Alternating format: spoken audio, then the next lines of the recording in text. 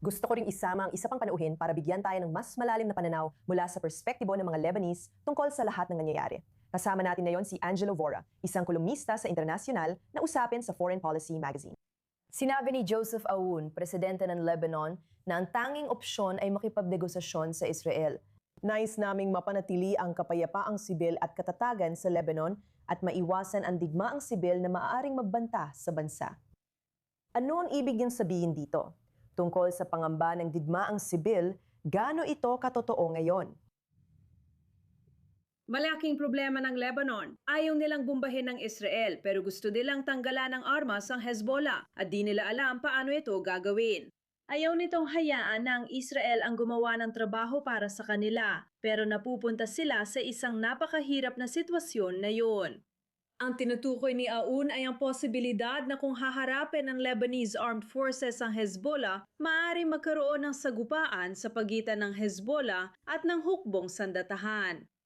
Pero pati na rin sa pagitan ng komunidad ng Shia at ng iba pang mga komunidad dahil patuloy na malaki ang suporta ng Hezbollah sa komunidad ng Shia. At ang katotohanan na karamihan sa mga pambobomba ng Israel ay sa katimugang Lebanon na pinamumunuan ng mga Shia ay nadulot na ng hidwaan at tensyon sa pagitan ng mga tao. At syempre, inaasahan ng mga Shia na ang iba pa nilang mga kababayan ay kakampi sa kanila at hindi sa Israel. Kaya sa isang banda, kung maaari kong sabihin, may papel din ng Israel sa bagay na ito. At ang mga eksperto na kinakausap namin, mga taga-Mased na naroon mismo na kinakausap ko, ay nagsasabing mas mainam ang maghintay at magtimpi.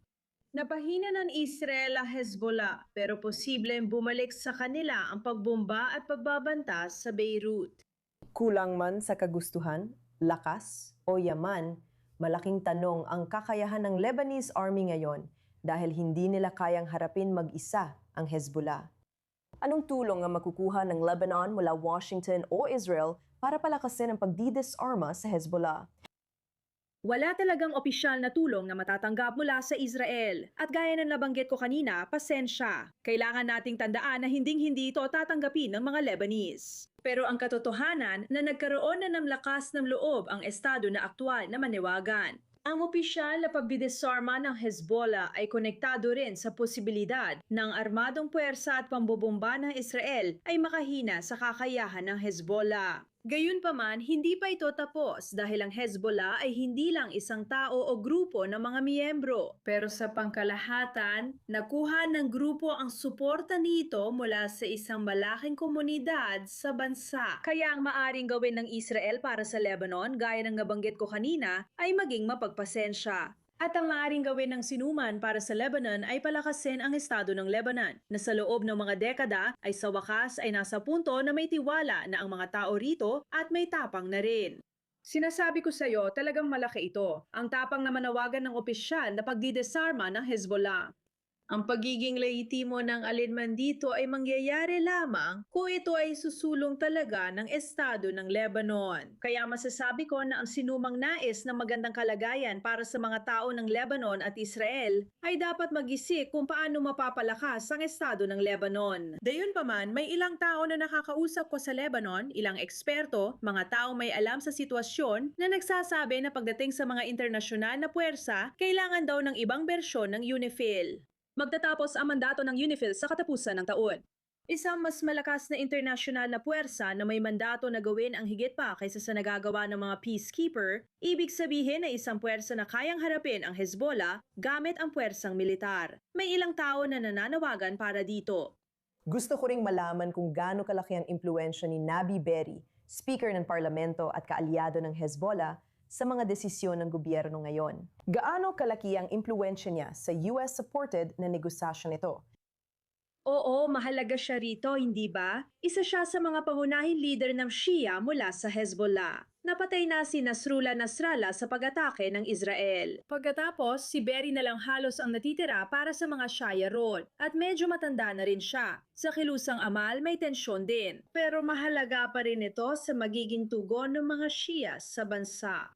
Si Berri sa ngayon, hindi pa siya umabot sa puntong kaya niyang harapin ang Hezbollah. Sa aking pagsusuri, ang kalkulasyon niya ay nakaligtas na ang Iran. Kung ligtas ang Iran, ligtas din ang grupo niya. Sa mga grupong ito, hindi mahalaga ang manalo sa digmaan, kundi ang may ilan sa kanila, kahit 10, 20, 50 o 100 na makaligtas at makapagsabi, tingnan mo, nakaligtas kami. Ayon kay Berry, nakaligtas ang Hezbollah laban sa Israel at mananatiling tapat dito. Gayunpaman, kung titingnan mo ang pambobomba noong Abril, 8 na talagang malaki at malawakang kinundena. Ang pambobomba ng Israel sa Lebanon, pati mga lugar na kontrolado ng Amal ay tinamaan din.